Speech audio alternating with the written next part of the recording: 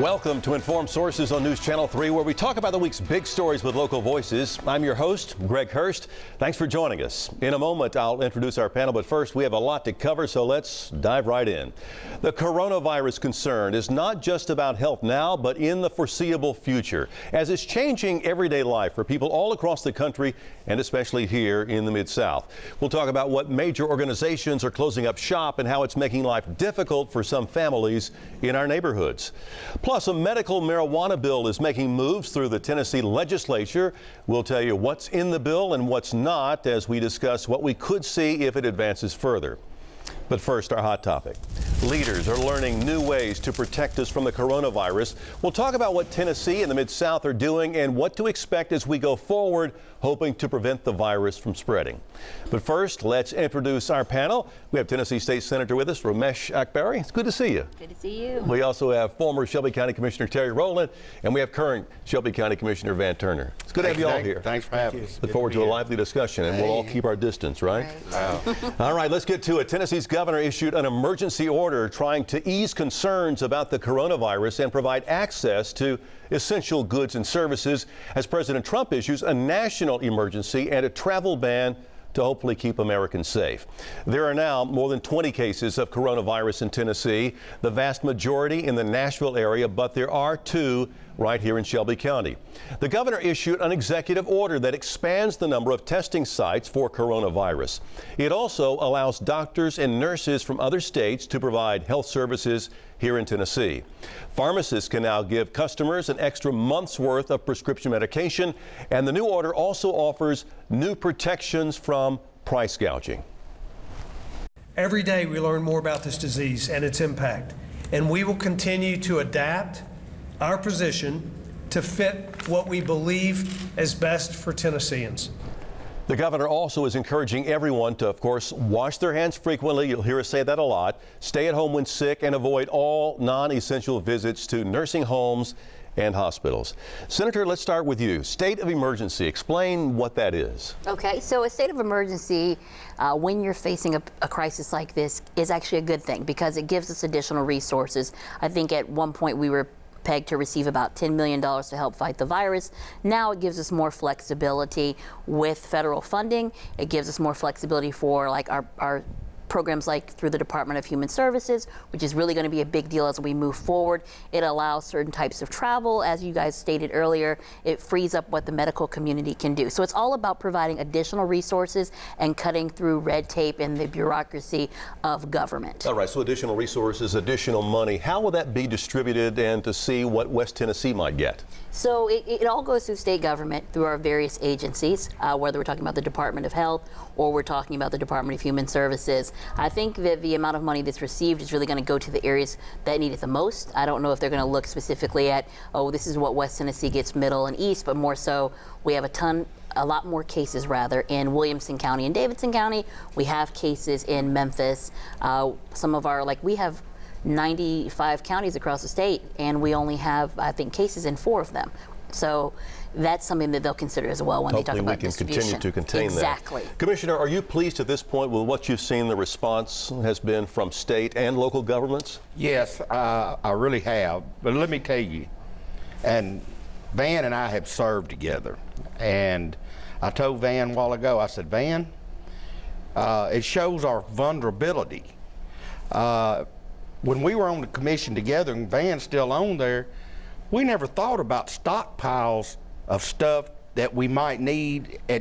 So maybe, there's always going to be people that say this or that, but the good thing that's going to come out of this, Greg, is it showed us that we have a vulnerability and we need to start looking at the way changing the way that we do business as far as stockpiling our medicine. We need to be self-sufficient on medicine in this country. We don't need to be dependent on some other country for our medicine. But I'm really pleased with the way the governor and the legislature and our county. I don't know of anything else they could have done. Well, so, Commissioner, if you would take us behind the scenes, and if you would give us an idea of what it's like in some of those back rooms as you talk about crisis management in a situation like this. Well, I mean, first and foremost, we want to make sure that our most vulnerable members in this community are protected. So we're looking at our elderly and then our youth. And you've seen steps that have been taken. Superintendent Jarvis Ray just extended the spring break for an extra 2 weeks. And that's going to allow time to explore online learning, also to allow individuals to go in and wipe down and really give the schools a good cleaning. And also, you know, they've canceled a lot of things, you know, that were happening in town. The Share concert, for instance, was canceled. I know to the disdain of many people who follow Share, and they've canceled NCAA, NBA, so no more Grizzlies games, at least for right now.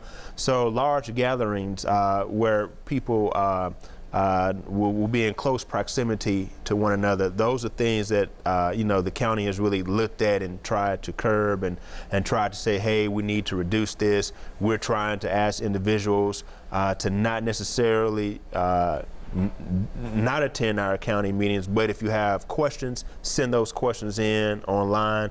You can watch us online, and if you have to come in, we're going to meet in our chambers so people can sufficiently sit far enough apart so where they're not you know, right on each other. So, you know, these types of things are what we've done to ensure that we're taking you know, COVID-19 seriously, and we're really trying to not allow it to spread. You've seen the universities as well, whether it's and CBU. We're going to touch on the schools here in just a couple of minutes as well. Senator, if you would, tell us what changes you're seeing there at the state capitol. What's going on behind the scenes there? Well, I think the important thing is dissemination of information. For a long time, I think that was a real concern.